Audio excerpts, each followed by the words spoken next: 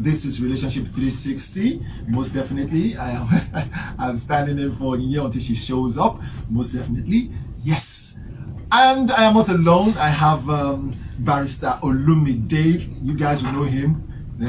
He's someone who, in many ways, has not also added value, but also has, put this way, in many ways has added value, and has, taken people from where they were to greater points in their lives. So, if you allow me to say that, Barrister Olumide. Good morning. Good morning. Good morning. Thank you very much. Yeah, the Oga. Good to hear a masculine voice for the first time or more. First time.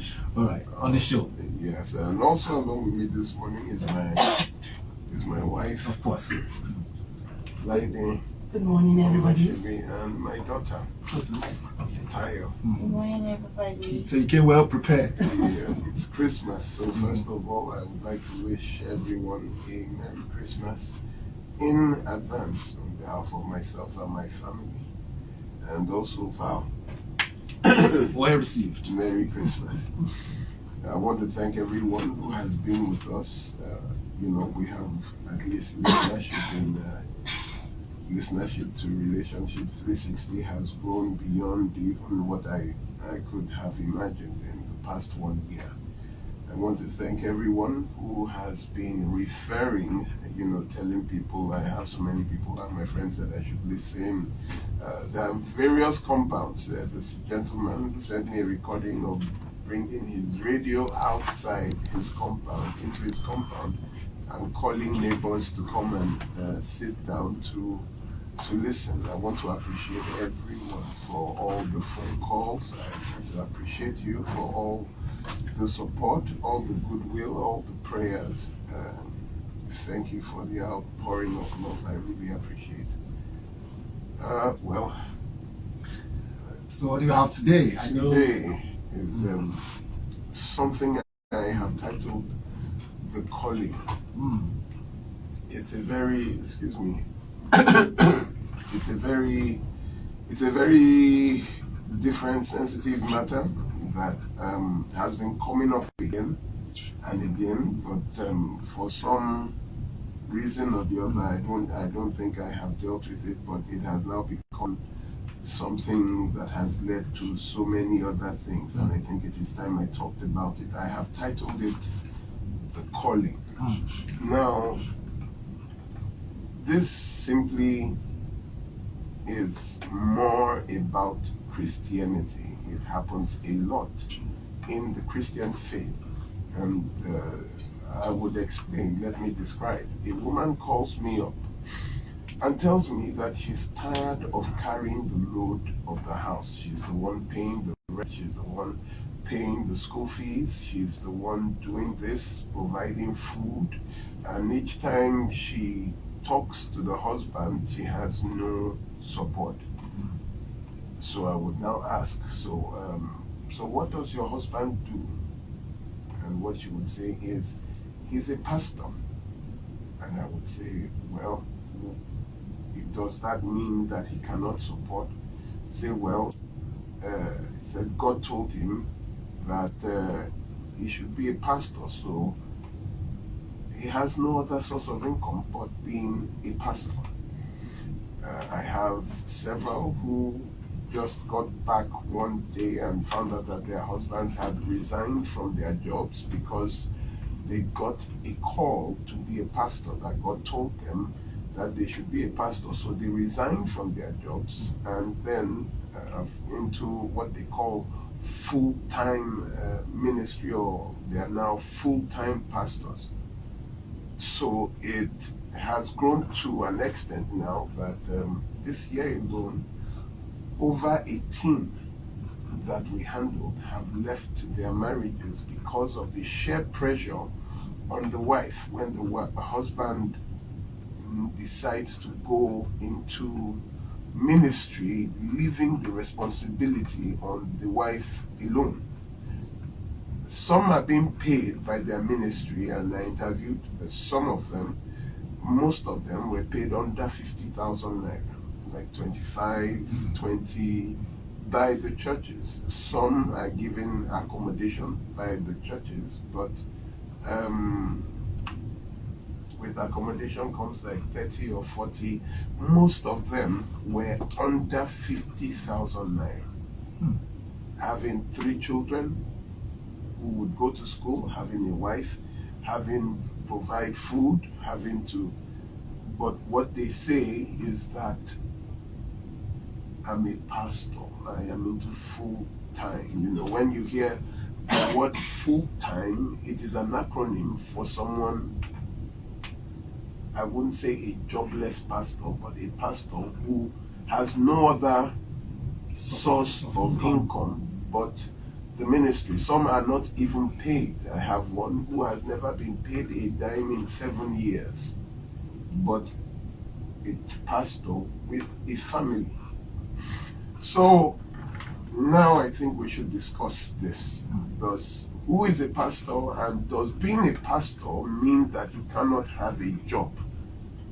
If you choose to have a family and maybe you're a pastor who is being paid 30,000 naira, you have a first child, you have a second child, and then you are looking up to the graces of the people because you have no source of income but to look at the congregation, to look at people that is living at the mercy of the church. So let us check out what it is beginning to tear marriages. Over the years, it has been a major factor why a lot of women refuse sexual intercourse because of the pressure that it is being put on them, by the profession, the chosen profession of their husbands. And then let me also tell you, it is not only men. We have had 2 that are women.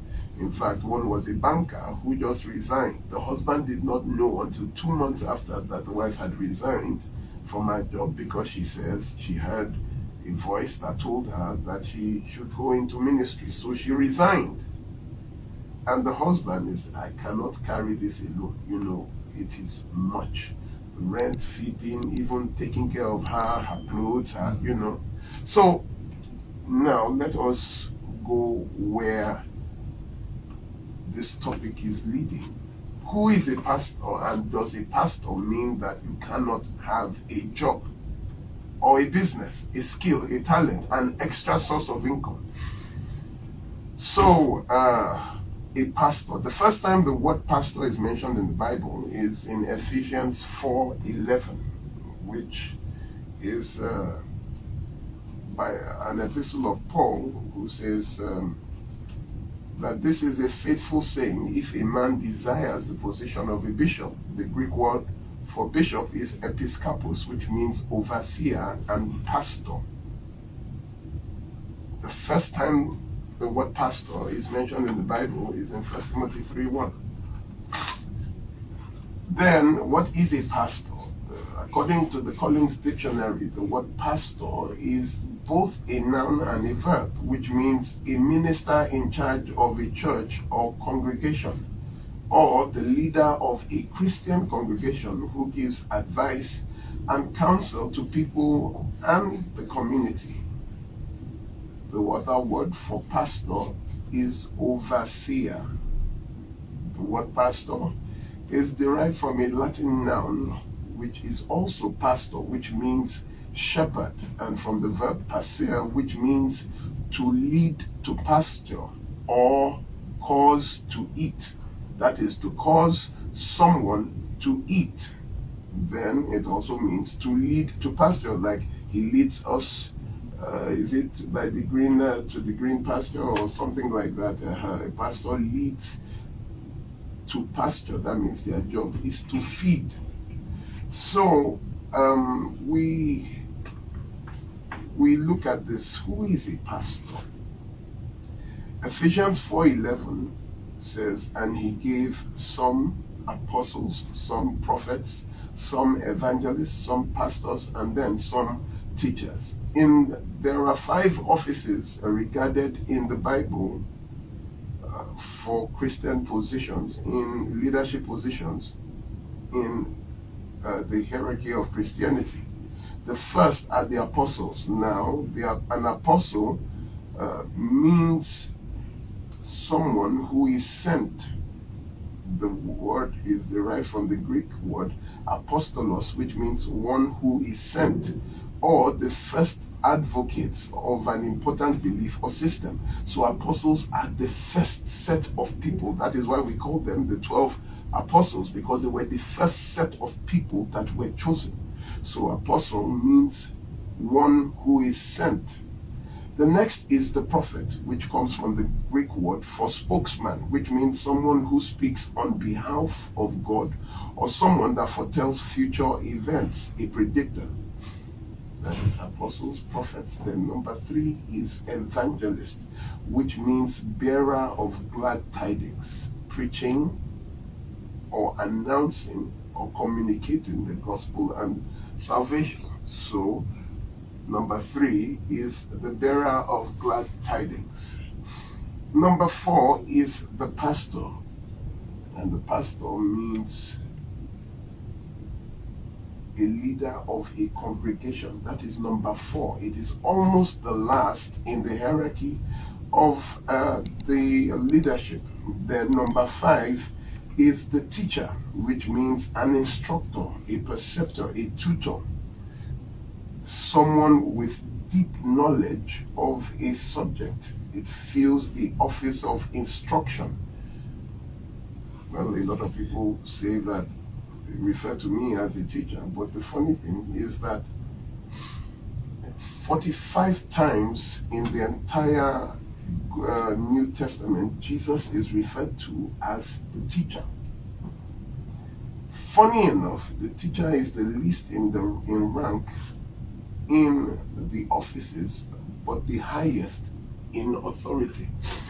Why? Because a teacher does not seek after position. The teacher is for knowledge. They know more than others. So therefore, these are the 5 offices. And then it is funny.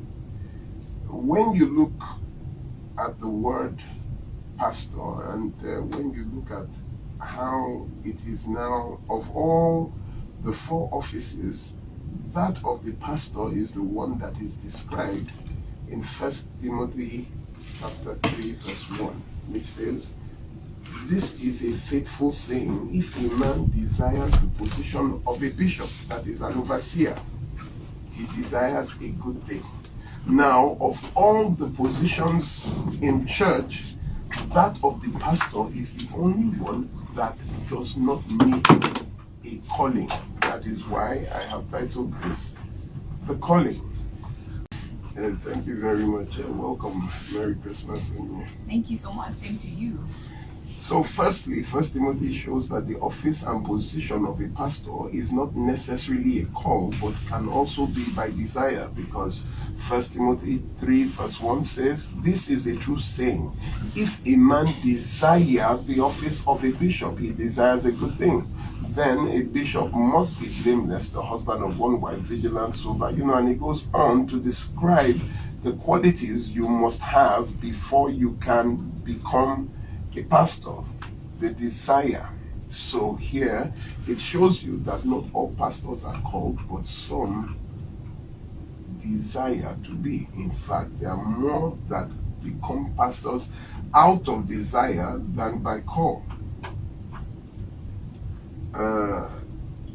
All you have to do, especially when I will speak of this country and other countries that I know of, is to go to Bible school or be a diligent person in church, a worker, and especially those churches that go on many branches and expansion projects.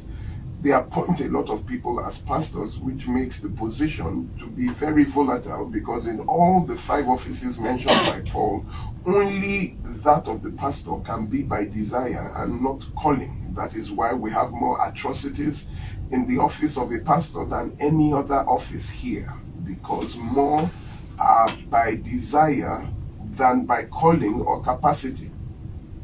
You can see that there are instructions on how to be a pastor in the Bible, from 1 Timothy 3 to Titus chapter 2. Yeah, I think, yeah. Titus, yes. It's also in Titus. How to become a pastor. But you will never see how to become an apostle, or how to become a prophet, or how to become a teacher, or how to become an evangelist. It is only how to become a pastor, meaning that the position of a pastor, apart from calling, can also be by training or desire. But the question now is, we have dealt with who a pastor is.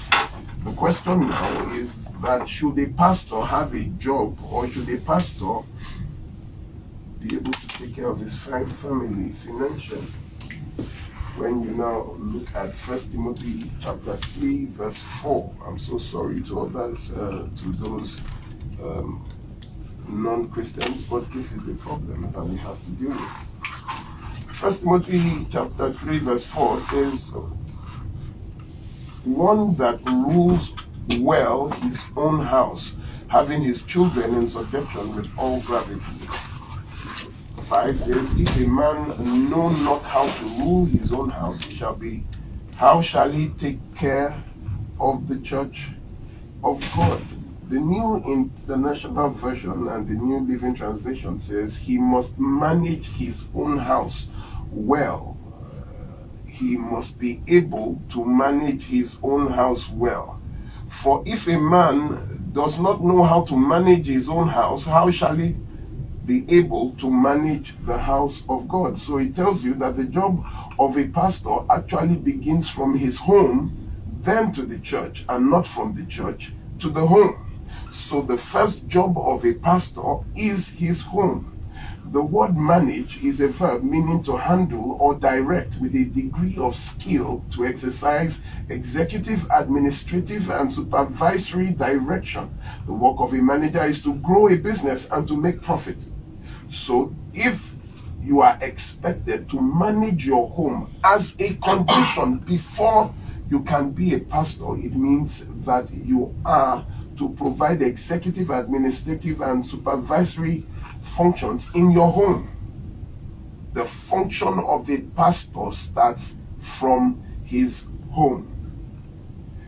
Now, should a pastor have a job? 2 Thessalonians 3:10 says, for even when we were with you, we commanded you that if any would not work, neither should he eat.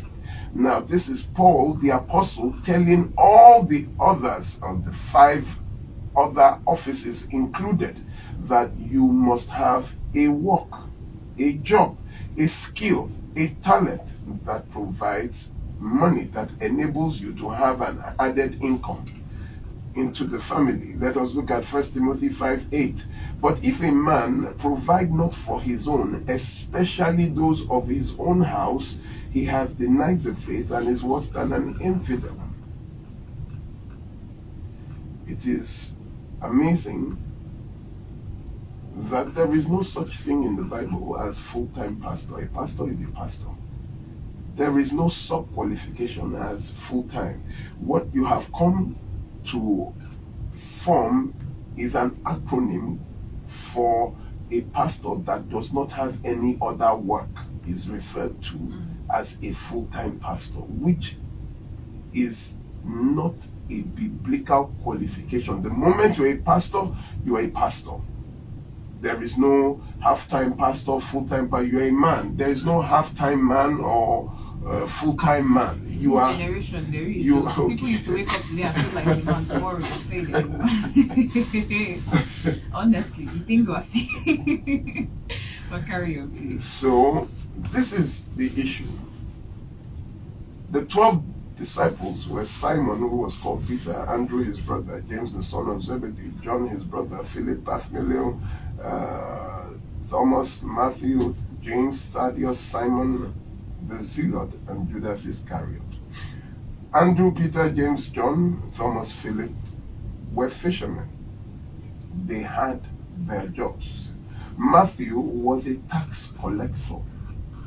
Simon the Zealot was a politician. Judas Iscariot had no job. People think he was a tax collector. He was not a tax collector. He had no job. But in the wisdom, I don't understand if this was supposed to be an example, but somehow he held the purse and he was referred to as a thief. Why? Because his job was now the money.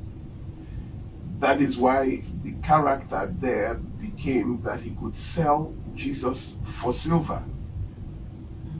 Jesus was a carpenter for 30 years. They had a purse. He had money. Jesus fed 5,000, fed 2,000. Jesus was not looking up to the congregation to be fed or to be paid.